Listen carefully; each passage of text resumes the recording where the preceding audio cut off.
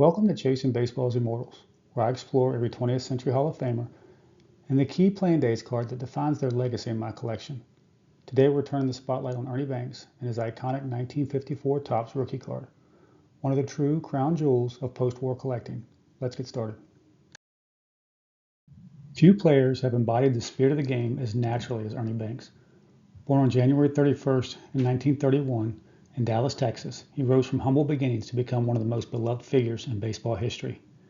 After starring for the Kansas City Monarchs of the Negro Leagues for parts of 1951 and 1953, serving in the military between stints, Banks made his major league debut with the Cubs in 1953, becoming the first black player in franchise history and the face of a new era at Wrigley Field. Throughout the 50s and 60s, Banks emerged as one of the game's premier power-hitting shortstops, a position rarely associated with home run threats at the time. He won back-to-back National League MVPs in 1958 and 1959. He led the league in home runs twice, finished his career with 512 home runs, redefining what an athletic middle infielder could be. But statistics only tell part of the story. Banks' infectious optimism, captured forever in his signature phrase, "Let's play two," made him a cultural icon in the heart of Chicago baseball for nearly 2 decades. He spent his entire 19-year career with the Cubs, earning 14 All-Star selections and a reputation as one of the sport's great ambassadors. Elected to the Hall of Fame in 1977, Banks remains a symbol of joy, perseverance, and pure love of the game. The 1954 Topps baseball set is a 250-card release celebrated for its bright colors, dual image layout, and one of the strongest rookie classes in hobby history. Topps introduced a fresh design that year, a large, vivid portrait paired with a smaller black and white action shot anchored by a bold team logo.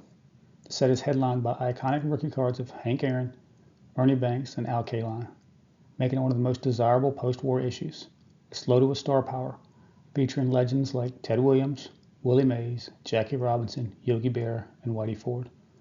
The 1954 Ernie Banks rookie card is often cited as a grail in the hobby, one of those universally accepted chase pieces with eye appeal that stops you in its tracks.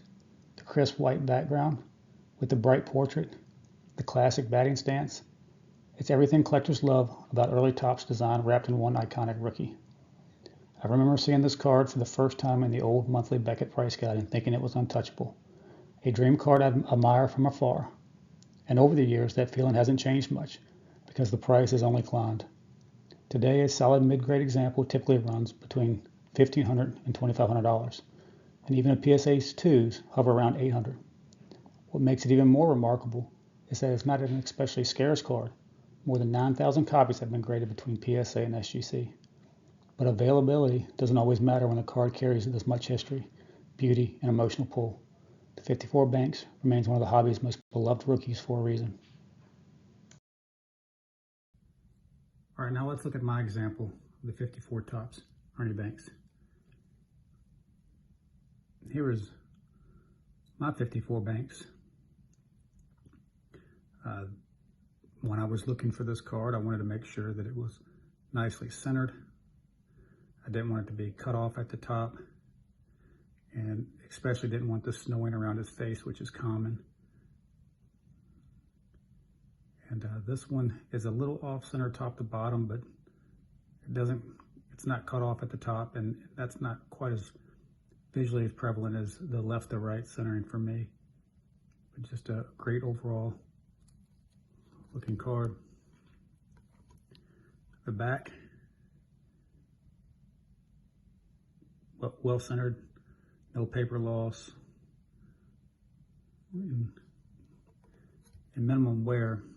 Now, when I was looking for this card, I knew it was going to cost quite a bit. I was hoping to get something in a 4 or 5. However, the prices just kept climbing for that, and went out of my budget. So I had to look longer for something that was finally within my budget that met my eye appeal. And I stumbled across this example, which I bought for, I think it was $850 on one of the auction sites. I can't remember which one.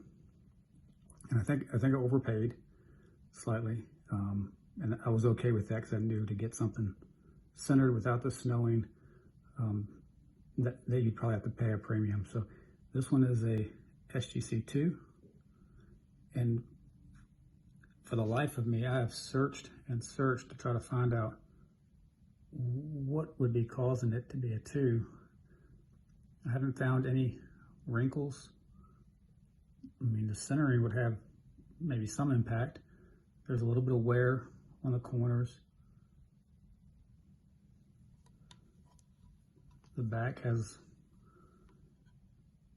a little wear. It looks like it might be a little bit of wax stain here on the left side. But I can't seem to find what would drive it to a 2, which is fine by me. I'm worried.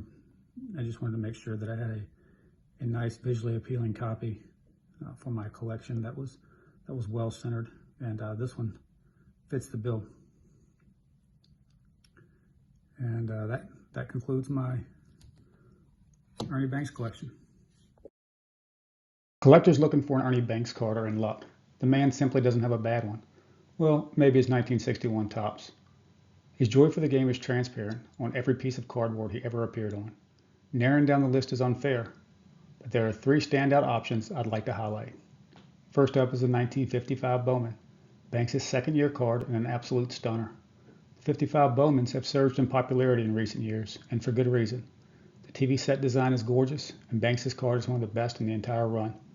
A solid mid-grade copy typically lands in the $300 to $400 range. Another option is the classic wood grain 1962 Topps. This card comes in 2 versions, the standard Topps issue and the much rarer Venezuelan edition. The blue sky background pops beautifully against the wood grain border, and the card features a smiling mid-career Ernie Banks. The regular Topps version is easy to find, though centering, color boldness, and snowing are common issues. The Venezuelan, however, is a true challenge with only 51 graded copies in existence. Finally, there's the increasingly popular 1959 Home Run Derby. Its rise in value over the last few years is a bit of an anomaly to me. I assume it's driven by high-end collectors chasing scarce regional issues.